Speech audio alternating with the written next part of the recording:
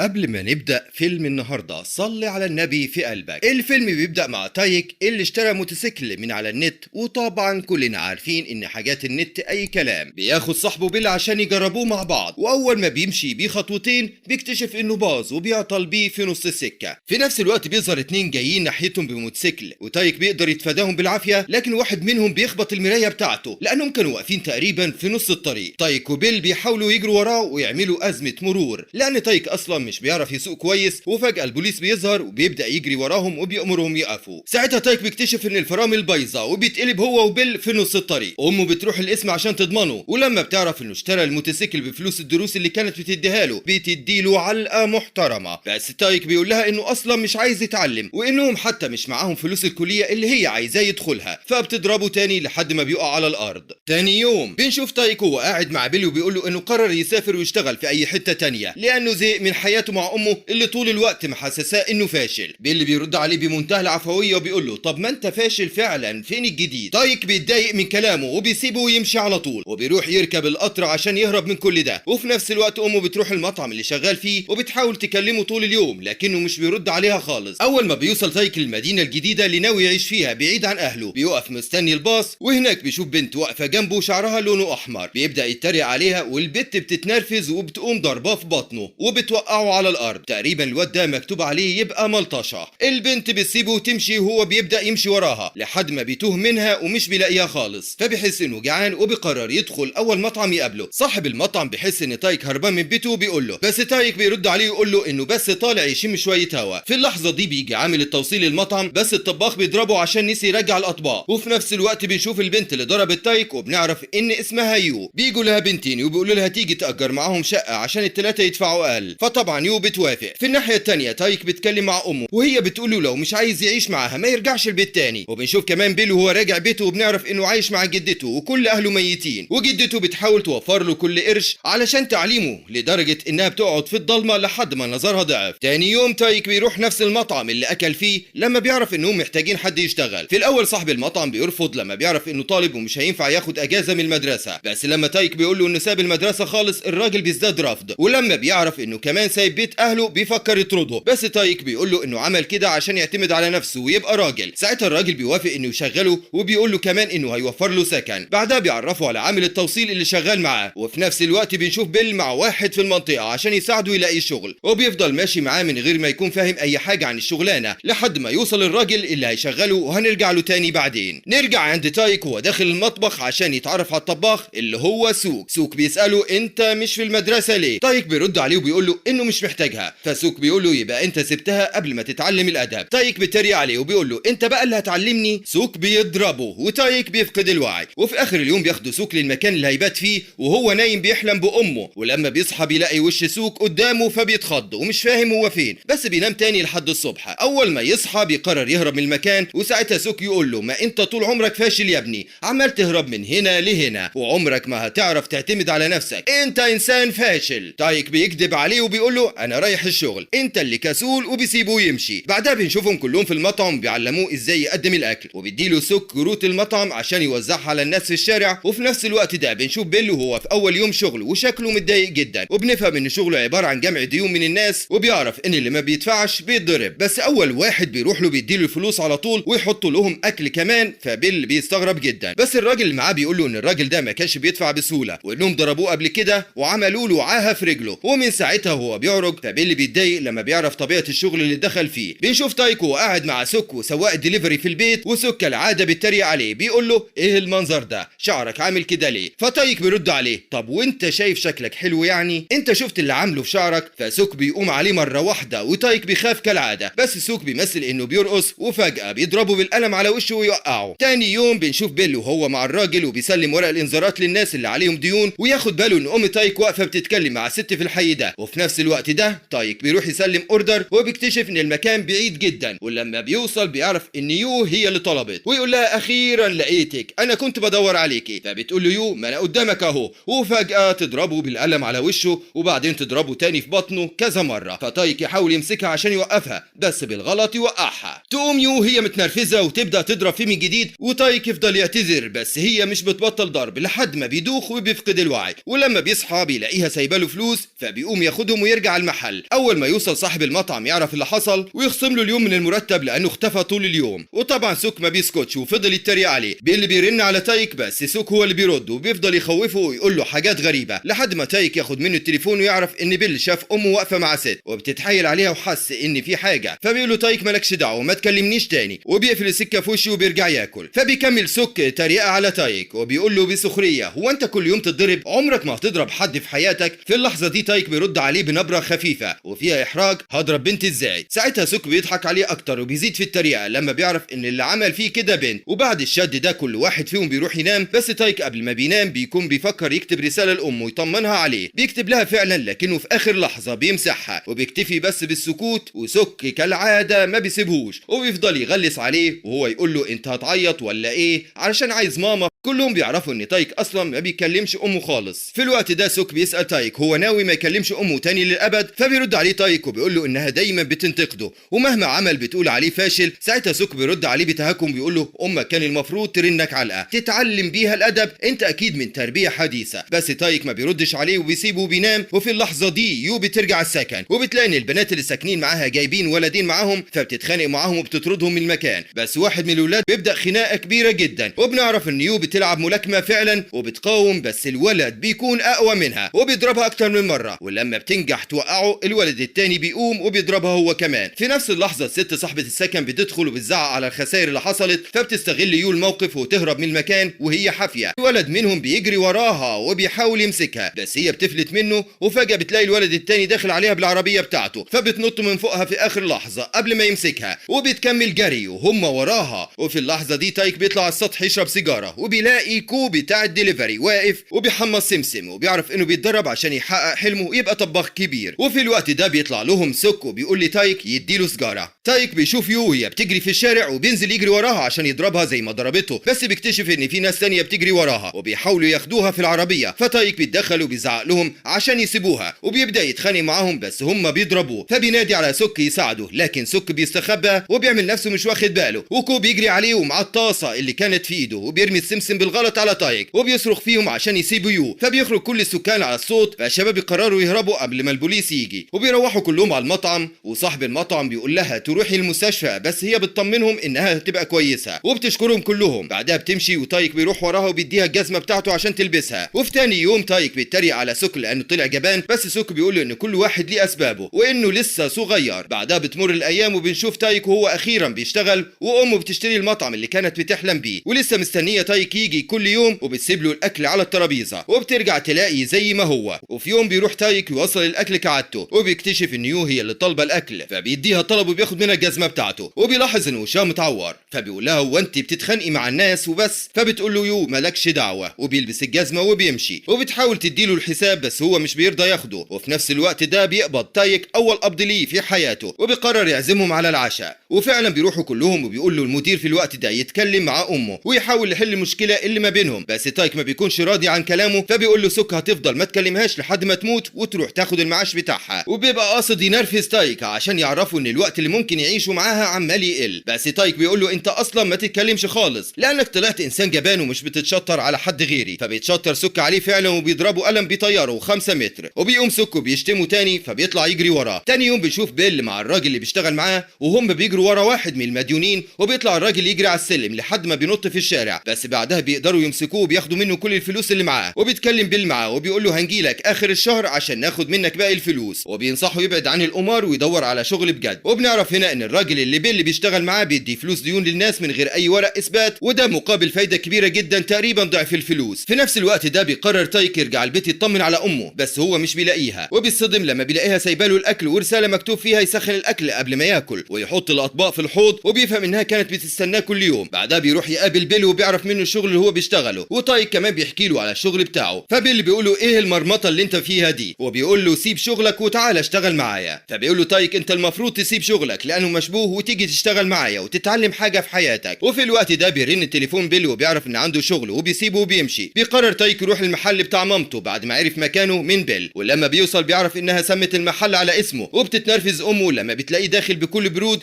بتتريق على الاسم، وقبل ما تضربه بالقلم بتقول له انت عمرك ما راعيت اني امك واني بخاف عليك في كل يوم وقدرت تعيش بعيد عني شهر. فبيعرفها ان هو جه النهارده عشان يطمنها وان هي كمان ما كلمتهوش خالص طوال الايام اللي فاتت. فبتقول له امه سيب كل الهبل ده اللي انت بتعمله ده وارجع عيش معايا وانا هصرف عليك لحد ما تتخرج من الجامعه اللي انت عايزها. بس تايك بيتنرفز عليها وبيعرفها ان هو مش بيعمل اي هبل وانه بيشتغل بجد. فبتقول له لازم تتعلم عشان يبقى ليك قيمه والناس تحترمك. بيقول لها تايك انه قدر يعيش من غيرها مش زي ما هي كانت فاكره، وصاحب المطعم اللي بيشتغل فيه بيحترمه اكتر منها ومش فارق معاه الشهاده. ده غير ان مفيش حد هناك بيقول له انه فاشل وعشان كده هو اختار يفضل معاهم. وبتنهار امه من الكلام اللي بتسمعه وبيمشي تايك، بس قبل ما بيطلع بيسيب لها ظرف فيه الفلوس اللي قبضها وبيمشي. بعدها بيدخل راجل المحل وبيعرفها ان المكان اللي هي اشتريته ممكن يتهد في اي وقت لانه مخالف. وفي الناحيه الثانيه بنشوف تايك وهو راكب وراجع على المكان اللي بيشتغل فيه، واول ما بيوصل بيساله المدير لو شاف امه فبيقول له شفتها وما تتكلمش عنها. تاني يوم بنشوف بيل وصاحب الشغل وبيعرفوا ان دي اول مهمه ليه والمفروض يدخل ياخد فلوس الدين من الراجل اللي في المحل اللي قدامه، وبيشرحوا له المفروض يتعامل ازاي عشان الراجل يحترمه. بيدخل بيل الراجل وبيعرفوا انه جه عشان ياخد الفلوس، بس اول ما الراجل بيفهم بيزعق معاه وفجاه بنلاقي بيل سايح في دمه فبياخدوه على المستشفى. وفي نفس الوقت بيروح تايك يوصل طلب وبتحاول عربيه جنبه تخبطه، ولما بيتنرفز بيروح وراه وبيحاول يخليه يقف على جنب، بس الراجل بيزنق عليه لحد ما بيطلع على الرصيف وبيتقلب بالموتوسيكل. بعدها بيرجع تايك المحل وبنعرف هنا ان يو بتشتغل معاهم في نفس المحل، وفي اخر اليوم بيعرض عليها صاحب المحل انها تقعد في الاوضه اللي في البيت اللي هم قاعدين فيه. في الوقت ده بيقول تايك انا عايز الاوضه دي وبيبقى متضايق جدا انه بينام مع سوك في نفس الاوضه. فبيعرفوا المدير ان دي كانت اوضه بنته والمفروض بنت اللي تقعد فيها، وبيستغرب تايك بيكتشف ان المدير عنده بنت وهو ما كانش يعرف. بس سوك بيقول له يروحوا يحتفلوا بان يو بقت معاهم في المطعم، وفعلا بيروحوا كلهم وبيقعدوا يتغدوا سوا ما عدا تايك اللي بيكون مش طايقهم كلهم ومش قادر يندمج. بعد ما بيخرجوا من المكان بيلاقي تايك في وشه عربيه الراجل اللي وقعه الصبح، والراجل بيقول له الف سلامه عليك يا كوكو، انا كنت فاكر انك انت هتبات في المستشفى. وبيروح لتايك عشان يتعارك معاه، بس الراجل بيوقعه على الارض وبيضرب فيه ضرب جامد، وبيروح لسوك عشان يضربه هو كمان، لكن سوك بيرمي الشيبسي في عينه وبيهرب، ويو بتضربه في بطنه وبيجي تايك يكمل عليه، وفعلا بيضربوا وبيهربوا كلهم. بعدها بيتصل بيل على تايك وبيعرف منه اللي حصل، فتايك بيحذره من الشغل اللي دخل فيه وبيقول له انه مشبوه جدا ومش هينفع له، لكن بيل بيتضايق من كلامه وبيقفل معاه السكه. تاني يوم بيروح بيل المحل بتاع الراجل اللي ضربه وبيكسره ويمسك الراجل وهو نايم وبيفضل يضرب فيه، بس الراجل بيقاومه وبيحاول يخنقه، لكن بيل بيقدر يكتفه ويمسك سكينه وبيهدده بيها. فبيقول له الراجل موتني انا خلاص ما بقاش عندي اي فلوس اديها لك، انتوا مصيتوا دمي، لكن بيل بيفضل ماسك السكينه وهو بيقول له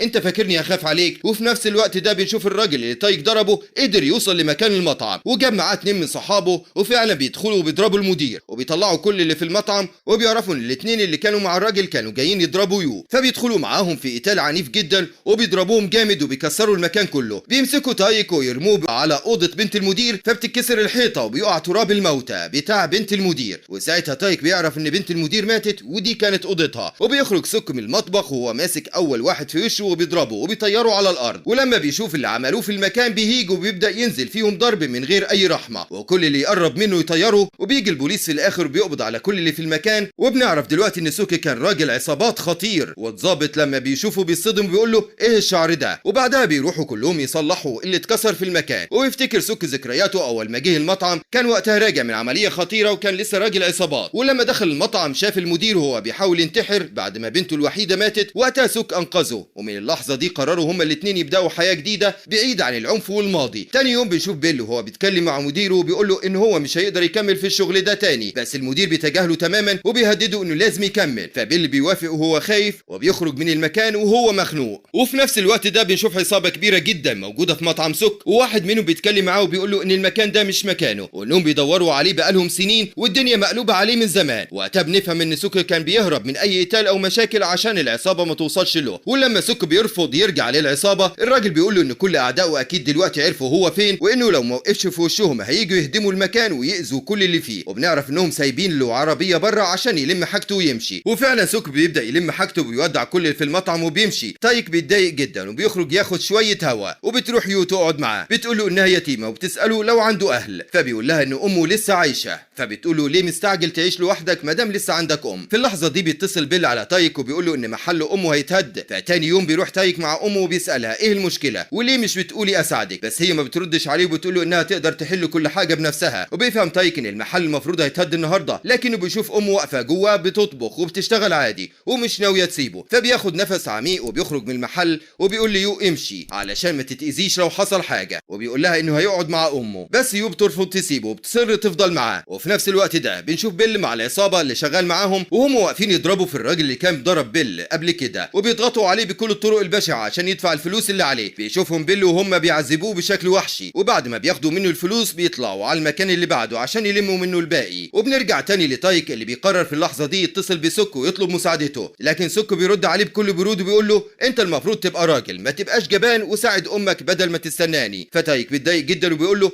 انا غلطان اني كلمتك وانت هتفضل طول عمرك جبان، وبيقفل السكة في وشه. بعدها سوكو بياخد القرار انه يرجع لطريقته القديمة، وبيدخل اول مهمة ليه من وقت ما رجع، وبيهدد عصابة تانية كانت بتسرق شغل العصابة بتاعته. وهو خارج بيكتشف انهم بيهددوه شخصيا، فما بيترددش وبيمسك كل اللي في المكان وبيخلص عليهم واحد ورا التاني بمنتهى العنف. وفي الناحية التانية بيل بيكتشف كارثة، بيعرف ان العصابة ناوية تروح تاخد فلوس من ام تايك، وبيفهم انها كانت استلفت منهم عشان تشتري المحل. بيحاول بيل يمنعهم بس مش بيقدر، وبيوصل تايك وبيشوف اللي بيحصل وبيتخانق مع بيل لما بيعرف ان امه متورطة مع الناس دي وانهم جم يهددوه في بيته بسبب الفلوس. الوضع بيسخن جدا وبيبداوا يقلبوا المكان يدوروا على الفلوس، وفي وسط الفوضى بيلاقوا الظرف اللي كان تايك سايبه لامه في الفلوس وبياخدوه منها بالعافية، وبيبدا خناقة كبيرة بيتضرب فيها تايك وبيل ويو وحتى امه نفسها، وكلهم بيتبهدلوا. وفي لحظة مؤثرة جدا تايك بيقع على الارض وبيفضل ماسك في رجل الراجل اللي ماسك الفلوس وبيتحايل عليه بحرقة، سيب الفلوس دي فلوس امي، سيبها لها بالله عليك، بس مفيش رحمة. وبيخرج من المكان وهو شايل الفلوس، بس بيل مش بيسكت، بيجري وراه وبيضربه بوكس على دماغه. وقبل ما يهرب ام تايك بتدخل وتلطشه على وشه بالقوة كلها لحد ما بيفقد الوعي وبيقع على الارض. وفي اللحظة دي بنشوف سوك خارج من المكان اللي خلص فيه على العصابة، ووشه وهدومه مليانين دم، بيركب مع الراجل اللي بيشتغل معاه وبيتحركوا على المطعم. اول ما بيوصل بيدخل على المطبخ وبيبدا يطبخ الاكل بايده وبيقدمه للراجل اللي كان معاه، وقتها بيعترف له ان ده اللي بيعرف يعمله فعلا، الطبخ هو الحاجة الوحيدة اللي فيها راحته، وانه كبر وبقى مش قادر يعيش تاني في عالم العصابات،